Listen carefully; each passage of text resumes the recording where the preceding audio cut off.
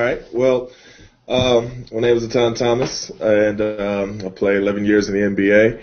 And fatherhood is so important to me because I work with a lot of young people. It's always been a passion of mine, and I always hear all the negativity that they're always bombarded with, especially those that come from a single-parent household.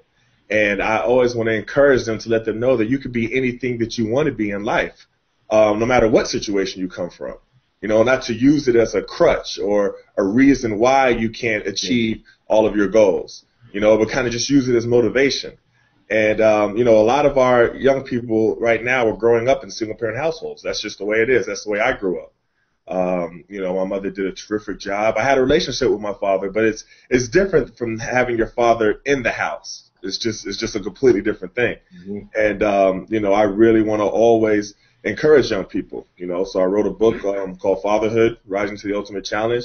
And I got just a lot of different men, from rappers to actors to politicians, everybody, really just to tell their stories, because everybody has a story, you know, and, you know, young people are really motivated by people who they recognize, you know, or on the court or the field or in the music industry or acting, and that's who they recognize. But you don't know people's story. You don't know how they got to where they are. And, you know, it's just really been inspiring. So we've been having these panel discussions, and the way that young people are being affected and inspired by it has really been amazing. This is really the movement in the book that I wish I would have had when I was young growing up, and a lot of guys that I knew had when we were growing up, you know, really just to see men talking about, you know, loving their kids, or, you know, the mistakes that they made, or, you know, dealing with that pain of not having your father there as much as you want him to be, and all those different things. So, you know, it's really just trying to inspire each other. Etan, why do you think that's important as far as sharing those stories? Well, because there's so many young people that don't get to hear those stories, and they hear all the negative stories, they hear all the bad things, but they don't hear enough motivational stories about people who have been through what they're going through. You know what I mean? And have made it to be successful in life. I mean, one of the best examples is President Obama. I mean, he came from a single-parent household, and he made it to be the president of the United States, you know? But he still had the pain of not having his father there, and he talks about it, you know, and he's written about it. And for young people to really see that, it becomes inspiring. You know, you see that, oh, I'm not the only one. And you see that, you know, oh, there's a lot of people that had it a lot worse than I had it, you know, and it's just a form of motivation. And believe me, young people need as much motivation as they possibly have right now. My name is John Sowers, and I played college athletics, but I never made it to the next level. So I'm envious of my brothers on this call, and big fans of them. And I run the Mentoring Project, and so we kind of exist to rewrite the fatherless story. And so we've kind of said, you know, in every city there's kids on waiting lists, and kids that need mentors. And what would it look like if we provided a mentor for all those kids? And so we launched in Portland, Oregon, and then we've opened our second office here in Oklahoma City. And we basically train and recruit mentors to step into the lives of fatherless kids. Personally, for me, just much like Etan just said, and like Shaun was saying, the fatherless issue is my own story. It was born in the trenches of my journey, and it's become, you know, went from story to mission. It's become my life mission, and I know that's largely, I don't want to speak for them, but I know that's true of Etan, and I know that's true of Shaun, of guys that have seen it. We've seen it in our lives. We've seen it in our generation.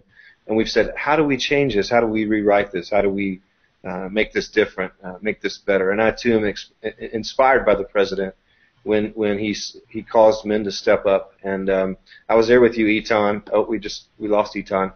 I was there with Etan in 2009, and was hearing about what he does with going into the prisons, and he writes poetry with the kids. And so super inspired by that, and inspired by Shaun, and inspired by all these people, Lecrae and D Wade, and all these people that are using their leverage and their influence to make a huge change. For me, I think that what Etan has said and what John is saying is, when you were raised like myself in a single parent household with you know, my mom and my brother, you really don't even want to tell the story, the real story because you feel like you're less of a person. And so it had to been after my years at Alabama, after a handful of years in Seattle, where I was just like, wait, how come I've not really told anybody that even with all these accomplishments that I'm actually one of them, I mean, it's literally 3 years now. I'm 35, so it's only been 3 years I've been telling folks, oh yeah, no, my dad,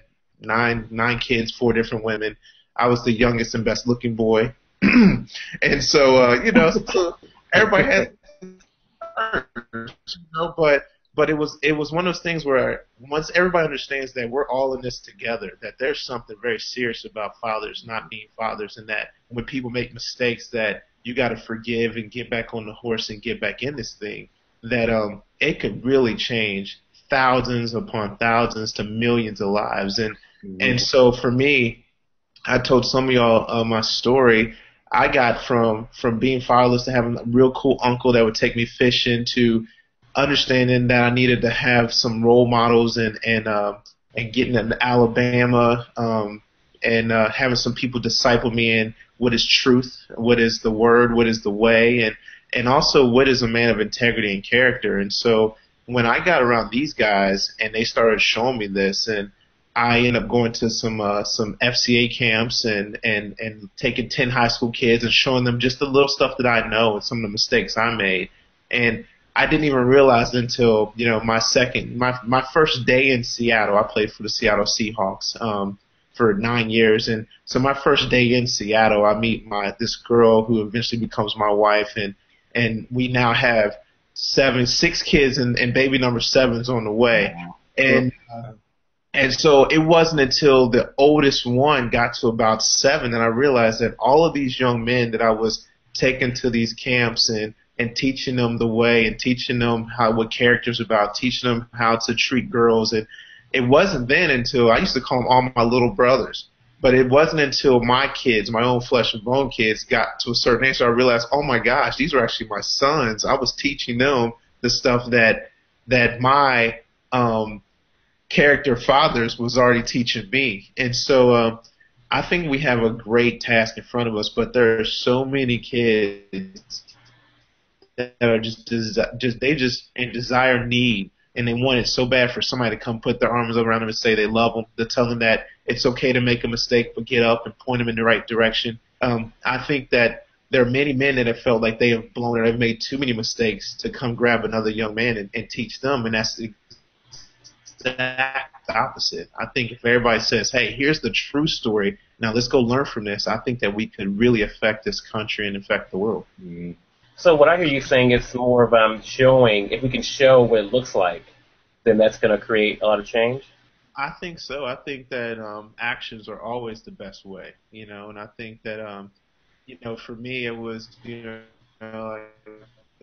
my uncle. I'm 11 years old. He's just fishing, and he just, hey, you know what? I'm gonna be here. I'm gonna teach you how to play cards. I'm gonna give you swag. I learned swag from playing spades at a card table with an uncle, and I mean, you think that that's something simple, but I still call him today. I was like, man, like you did so much for just fishing with me and my friends, and we kicking over bait and knocking stuff in the water, but he was like a great father figure. And it wasn't until about high school where my dad came back in more.